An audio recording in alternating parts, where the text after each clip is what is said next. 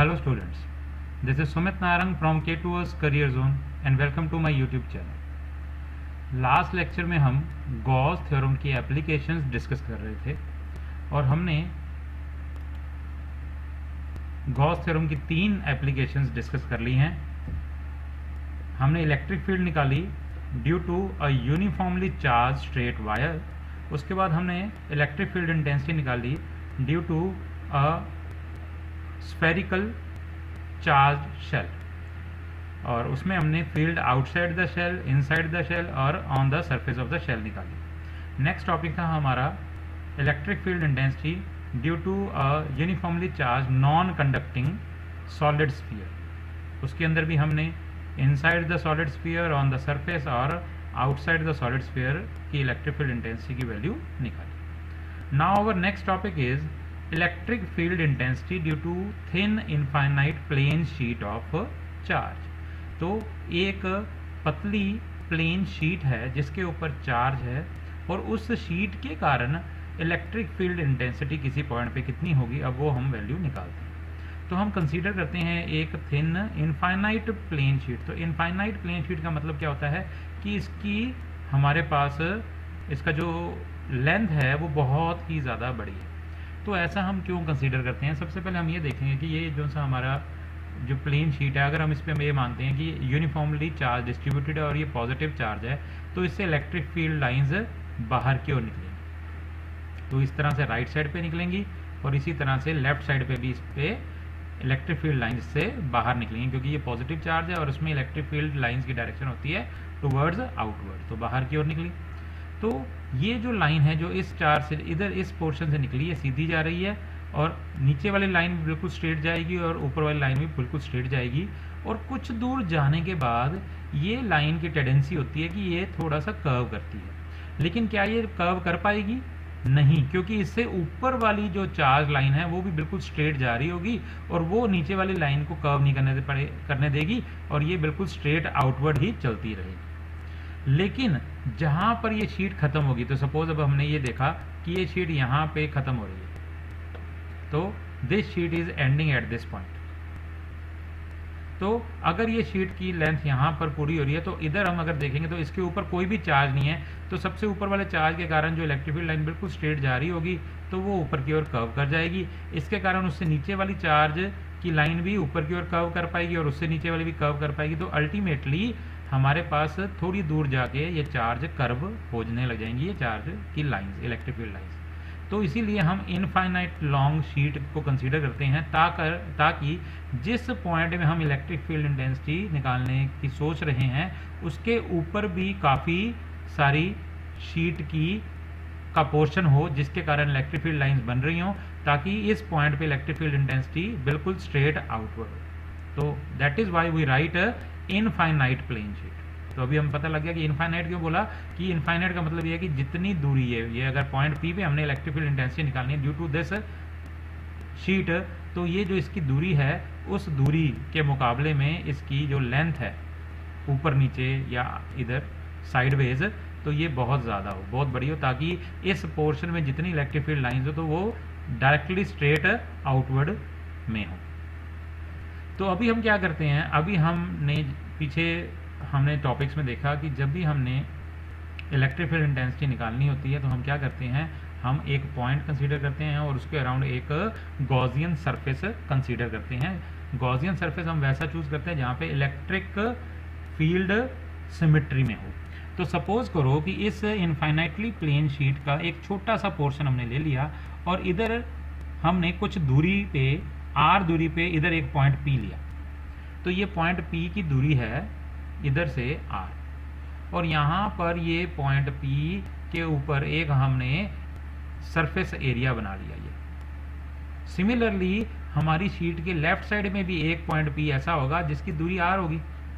तो right side में भी आर दूरी और लेफ्ट साइड में भी आर दूरी, तो इन दोनों पॉइंट्स की दूरी सेम है शीट से, तो दैट मीन्स इलेक्ट्रिक फील्ड की वैल्यू भी सेम होगी। तो अल्टीमेटली हम क्या करते हैं, हम इधर एक सरफेस एरिया बना लेते हैं और इधर हमने एक सिलेंड्रिकल शेप कंसीडर कर ली, और ये अब सिलेंड्रिकल शेप हमारी गॉसियन सरफेस है।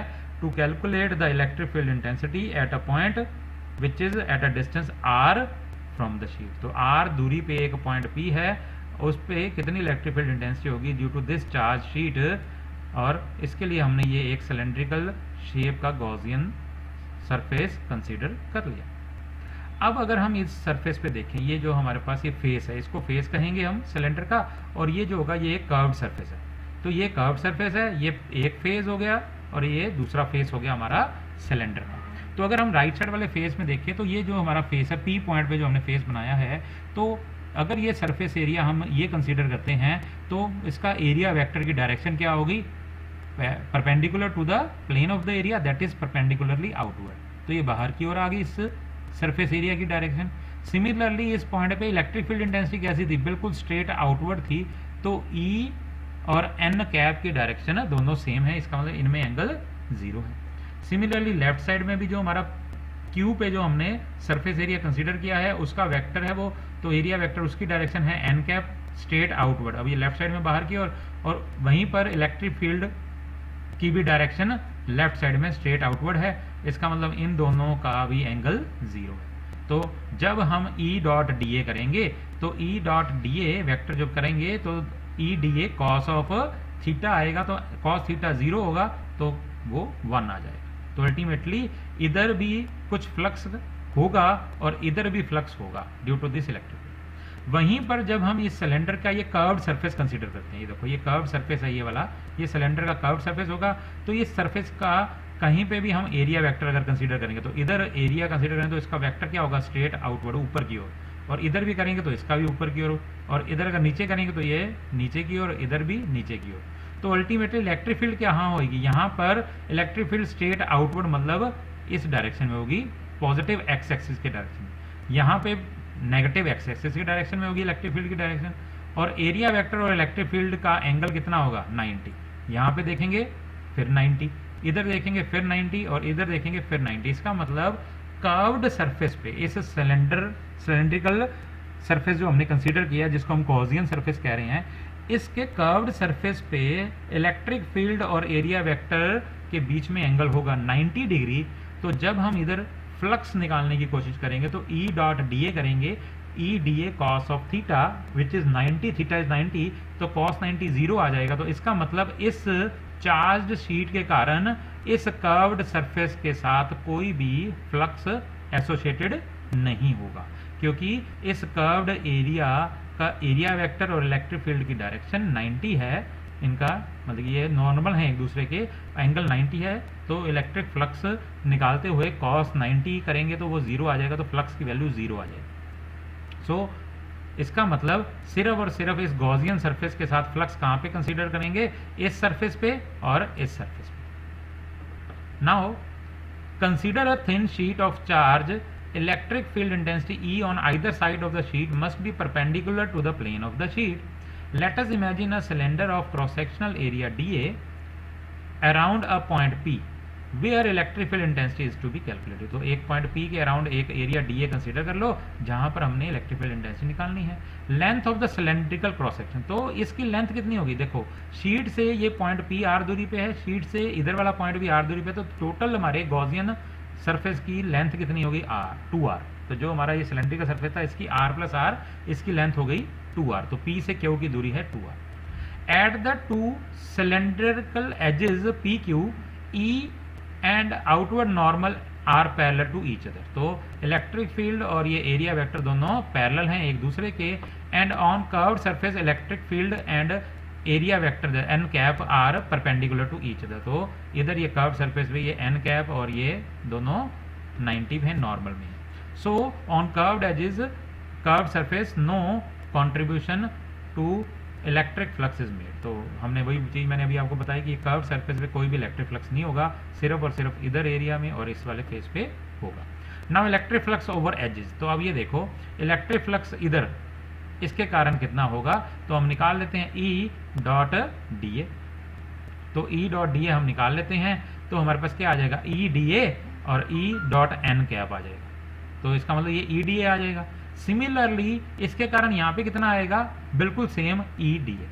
तो टोटल फ्लक्स अगर इधर इस सिलेंडर पे निकालना चाहें तो इस सिलेंडर पे हम कैसे निकालेंगे टोटल फ्लक्स, इस क्लोज सरफेस पे, इस क्लोज सरफेस में हम टोटल कैसे निकालेंगे, इस पे कितना फ्लक्स है प्लस कर्व्ड सरफेस पे कितना फ्लक्स है प्लस इस पे, तो total flux on this Gaussian surface होगा this flux plus flux on the curved surface. तो कर्व्ड सरफेस वाला तो जीरो है, इधर वाला आ गया ई डी ए और इधर वाला भी आ गया ई डी ए, तो दोनों को ऐड कर देंगे तो ये आ जाएगा 2 ई डी ए। तो अल्टीमेटली हमारे पास electric flux over the edges आ गया 2 ई डी ए। तो ये चीज़ बात समझ आ गई ना कि इस छोटे से एरिया के कारण ये टोटल हमारा गॉसियन सरफेस है, इस पे कितना फ्लक्स होगा, इस फेस पे कितना फ्लक्स है प्लस इस पे कितना है प्लस कर्व्ड सरफेस पे कितना है। तो कर्व्ड सरफेस जीरो है, इस पे है ई डी ए, इस पे है ई डी ए, दोनों को ऐड किया तो 2 ई डी ए आ गया हमारे पास फ्लक्स की वैल्यू। और गॉस थ्योरम क्या कहती है कि electric flux over the edges, तो टोटल फ्लक्स आपने निकाला कर्व्ड सरफेस पे और ये कितना होना चाहिए Q बाय एप्सिलॉन नॉट। तो total charge enclosed by this Gaussian surface, तो चार्ज कितना होगा, ये जो छोटा सा जो एरिया है इसमें कितना चार्ज होगा, तो इस शीट में कितना चार्ज होगा। अगर शीट पे सरफेस चार्ज डेंसिटी सिग्मा है और ये एरिया डीए है तो इस पे टोटल चार्ज कितना होगा सिग्मा इंटू डी।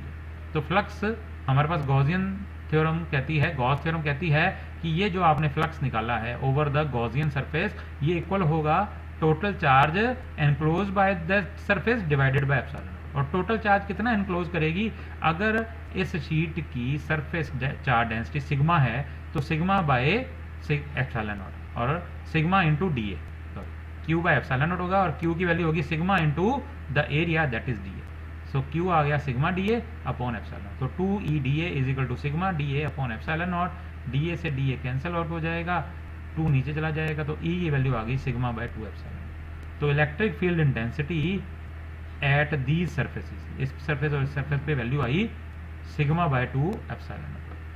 यहाँ पर ध्यान देने वाली बात यह है कि इलेक्ट्रिक फील्ड का जो हमारे पास एक्सप्रेशन आया है उसमें ये दूरी का कहीं पर भी मेंशन नहीं है। तो इसका मतलब ये पॉइंट P, ये R दूरी जहाँ पे मर्जी हो, बेशक यहाँ हो पॉइंट P, चाहे यहाँ चाहे यहाँ चाहे यहाँ चाहे यहाँ, तो इसकी electric field intensity due to this sheet is same at all these points. तो इस पे सेम होगी और उसकी वैल्यू आएगी सिग्मा बाय 2 एप्सिलॉन। तो ये R पे नहीं डिपेंड कर रही, जैसा कि हमने पिछले एक्सप्रेशंस में देखा था, due to uniformly charge thin wire थी या स्फेरिकल शेल था या नॉन कंडक्टिंग सॉलिड स्फीयर था, उनमें सभी में इलेक्ट्रिक फील्ड जो थी वो पॉइंट की दूरी पे भी डिपेंड करती थी। लेकिन यहाँ पर थिन इनफाइनाइट शीट में कहीं पे भी R वैल्यू पे डिपेंड नहीं कर रही है E की वैल्यू, तो E की वैल्यू आ गई सिग्मा बाय 2 एप्सिलॉन। तो ये था due to a thin infinitely long sheet, तो थिन शीट थी।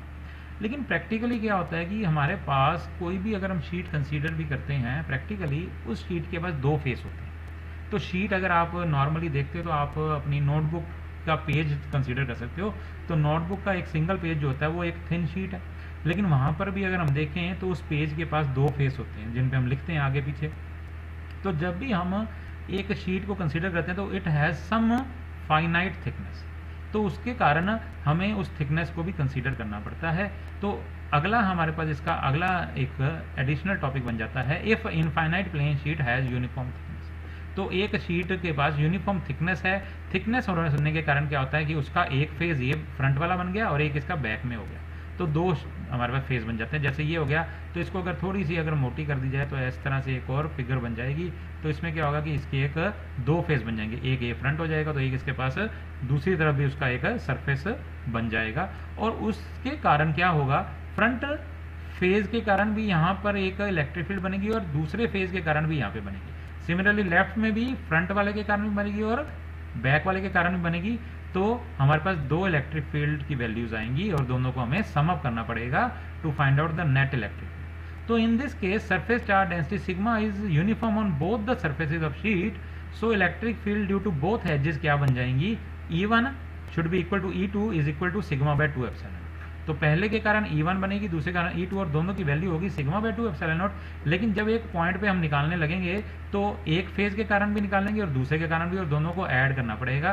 तो इसका मतलब हमारे पास टोटल इलेक्ट्रिक फील्ड बन जाएगी किसी भी पॉइंट पे E1 plus E2 which is equal to sigma by 2 epsilon not plus sigma by 2 epsilon not is equal to sigma by epsilon not. तो अगर कोई शीट होगी जिसकी फाइनाइट थिकनेस है, उसके कारण इलेक्ट्रिक फील्ड कितनी बनेगी किसी भी पॉइंट पे, सिग्मा बाय एप्सिलॉन।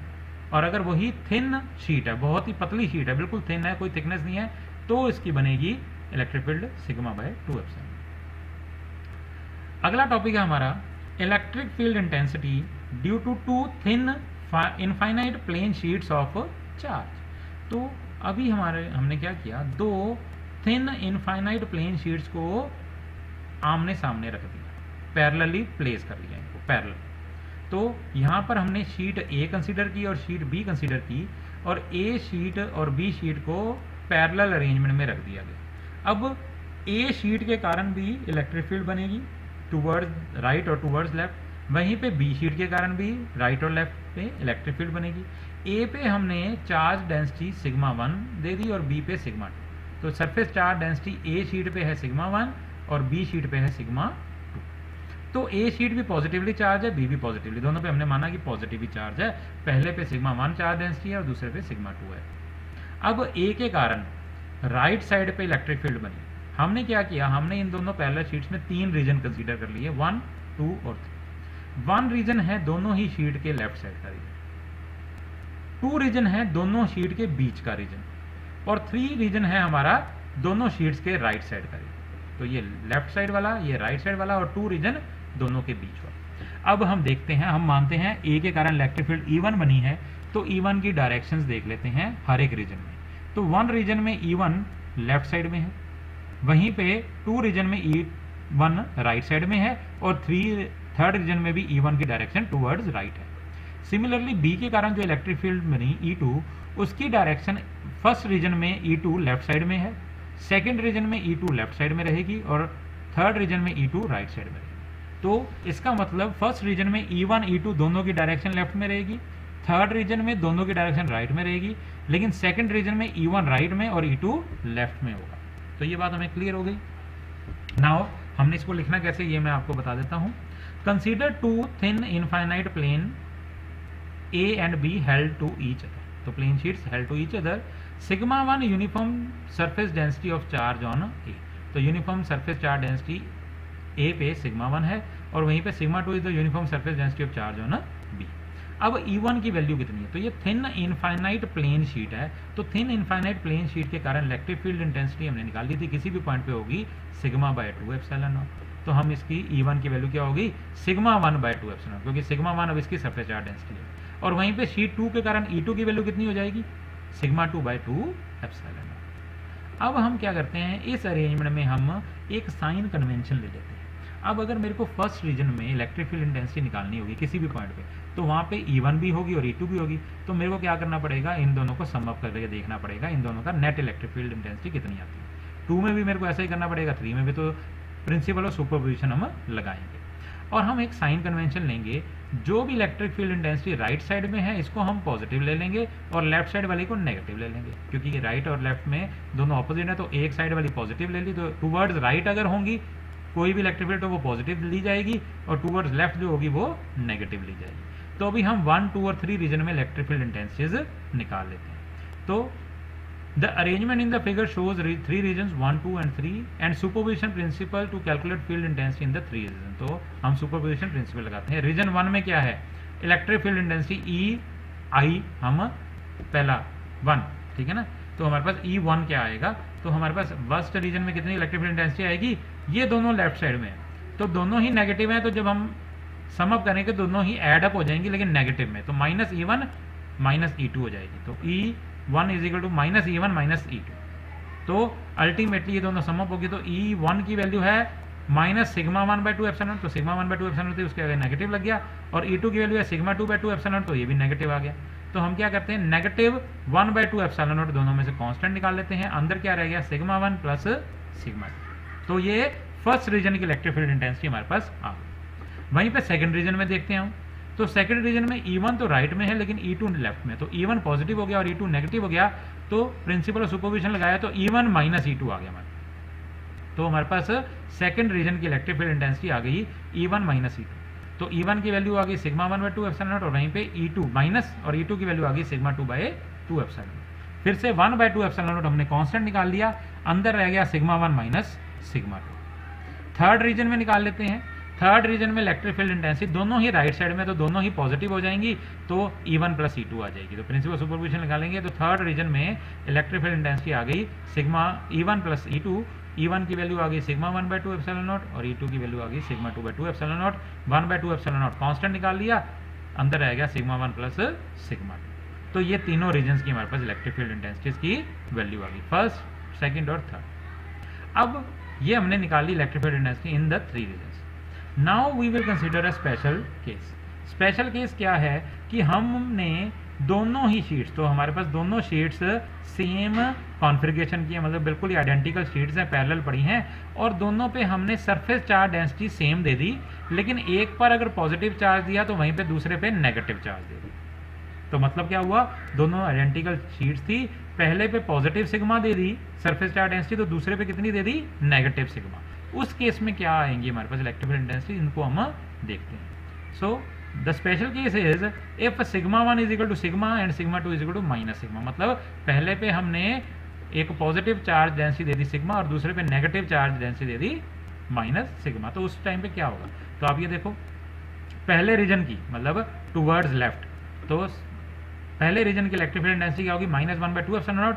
E1 हो गया सिग्मा 1 हो गया सिग्मा और प्लस सिग्मा 2 हो गया माइनस सिग्मा, तो हमारे पास आ गया sigma minus sigma that is 0। तो फर्स्ट रीजन की इलेक्ट्रिक फील्ड इंटेंसिटी हमारे पास कितनी आ गई, 0। इसके बाद हम थर्ड रीजन की देख लेते हैं। थर्ड रीजन की हमारे पास फिर से 1/2 एप्सिलॉन नॉट, अंदर है सिग्मा 1 प्लस सिग्मा 2, फिर सिग्मा 1 क्या हो गया सिग्मा और सिग्मा 2 हो गया माइनस सिग्मा, तो सिग्मा माइनस सिग्मा फिर से 0 आ गया। तो थर्ड रीजन की भी हमारे पास क्या आ गई, 0। तो फर्स्ट रीजन में भी electric field intensity, net electric field intensity 0 आ गई और थर्ड में भी 0 आ गई। मतलब फर्स्ट रीजन में भी कोई इलेक्ट्रिक फील्ड इंटेंसिटी नहीं बनी और थर्ड रीजन में भी कोई इलेक्ट्रिक फील्ड इंटेंसिटी नहीं है नेट, जब ये दोनों प्लेन शीट्स को सेम चार्ज डेंसिटी दी गई, लेकिन एक को पॉजिटिव और एक को नेगेटिव। तो अल्टीमेटली पहले रीजन में हमारे पास इलेक्ट्रिक फील्ड इंटेंसिटी 0 आ गई और हमारे पास तीसरे रीजन में भी इलेक्ट्रिक फील्ड इंटेंसिटी की वैल्यू 0 आ गई। लेकिन अब ये बीच वाला रीजन जो था सेकंड में, उसमें हम देखते हैं क्या वैल्यू आती है। तो E2 हमारे पास ये क्या है, एक्सप्रेशन ये दे रहा था, E2 that is second region में इलेक्ट्रिक फील्ड इंटेंसिटी थी 1/2 epsilon not sigma 1 minus sigma 2 था। तो सिग्मा 1 हो गया सिग्मा और सिग्मा 2 हो गया माइनस सिग्मा। तो सिग्मा और माइनस माइनस ऑफ सिग्मा, तो यहाँ पर क्या आ गया सिग्मा प्लस सिग्मा, तो ये हो गया 2 सिग्मा। तो 1/2 epsilon not multiply by 2 sigma, तो 2 से 2 कैंसिल आउट हो जाएगा, तो हमारे पास आ गया सिग्मा बाय एप्सिलॉन नॉट। तो अल्टीमेटली हमारे पास सेकंड रीजन में इलेक्ट्रिक फील्ड की वैल्यू आ गई सिग्मा बाय एप्सिलॉन।